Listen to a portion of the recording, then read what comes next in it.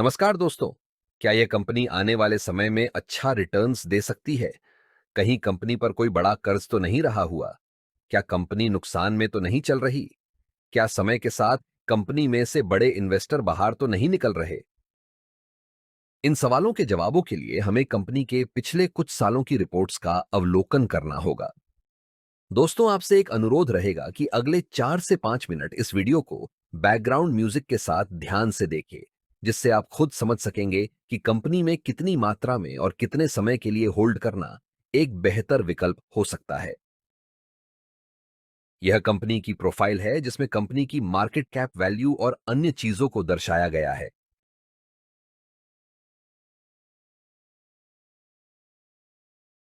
Company के stock की value में होने वाले बदलाव को ग्राफ के माध्यम से देख सकते हैं और इससे अंदाजा लगाया जा सकता है कि कंपनी के स्टॉक वैल्यू में कितना फेरफार हुआ है।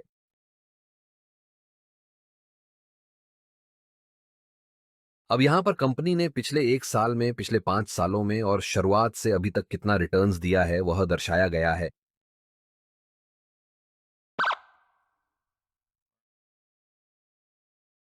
दोस्तों, अब हम कंपनी की फाइनेंशियल रिपोर्ट को देख लेते हैं कि कंपनी कितना रेवेन्यू और प्रॉफिट बना पा रही है। क्योंकि कंपनी को आगे बढ़ने के लिए अच्छा प्रॉफिट बनाना भी जरूरी होता है, तो नीचे की रिपोर्ट पर ध्यान दे।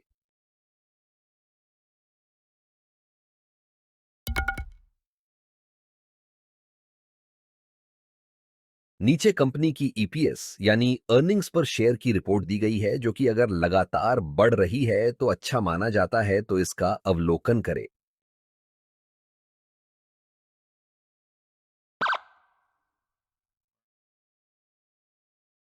नीचे कंपनी की डीपीएस यानी डिविडेंड पे आउट रेशियो को दर्शाया गया है।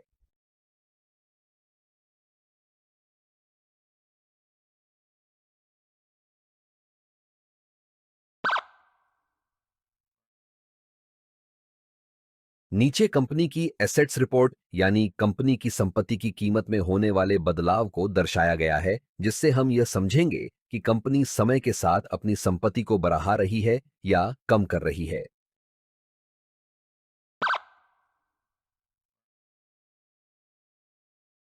नीचे कंपनी की कैपिटल एक्सपेंडिचर्स की रिपोर्ट को दर्शाया गया है, जो अगर समय के साथ बढ़ता है तो यह कंपनी की ग्रोथ के लिए अच्छा माना जाता है।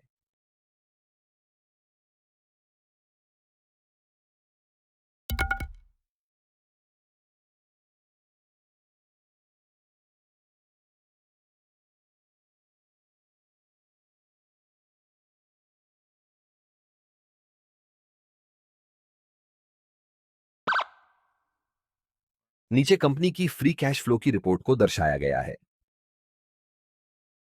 नीचे कंपनी के द्वारा दिए गए पिछले 5 डिविडेंड की रिपोर्ट्स का अवलोकन करें और जाने कि कंपनी डिविडेंड के मामले में कैसी रही हुई है।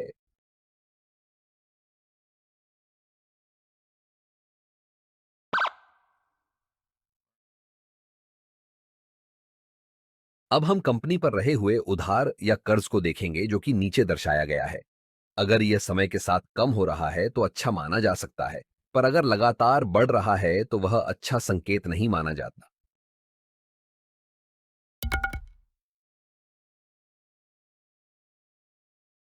नीचे कंपनी के पास रहे हुए स्टॉक की मात्रा को देखा जा सकते हैं और उसके साथ साथ यह भी देखना जरूरी है कि कहीं कंपनी ने अपने स्टॉक को गिरवी तो नहीं रखा हुआ। अगर रखा भी है तो कितनी मात्रा में रखा गया है। कंपनी में म्यूचुअल फंड्स के द्वारा की गई होल्डिंग को नीचे दर्शाया गया है।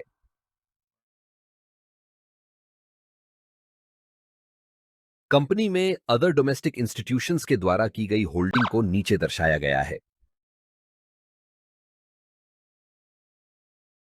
कंपनी में फॉरेन इंस्टीट्यूशंस के द्वारा की गई होल्डिंग को नीचे दर्शाया गया है।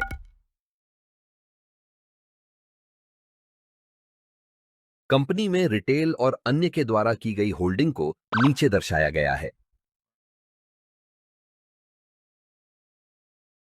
पिछली रिपोर्ट्स के अनुसार कंपनी में बड़े इन्वेस्टर्स कितनी मात्रा में रहे हुए हैं, उसके हिसाब से यहां हम रेटिंग देंगे। क्योंकि अगर कंपनी में ज्यादा मात्रा में बड़े इन्वेस्टर्स रहे हुए हैं तो वह एक अच्छा संकेत माना जाता है, और अगर न के बराबर ही रहे हुए हैं तो वह एक अच्छा संकेत नहीं माना जाता। यह कंपनी के टॉप कॉम्पिटिटर्स को दर्शाया गया है।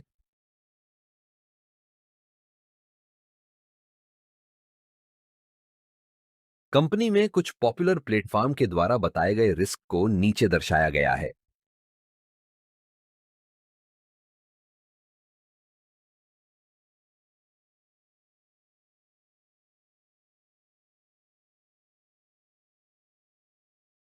ऊपर की सभी रिपोर्ट्स का अवलोकन करने के बाद 5 स्टार में से दी गई रेटिंग को नीचे दर्शाया है, जो आपको कुछ निर्णय लेने में मदरूप हो सकते हैं। तो आपको इस कंपनी के स्टॉक के बारे में क्या कहना है? हमें कमेंट जरूर करें।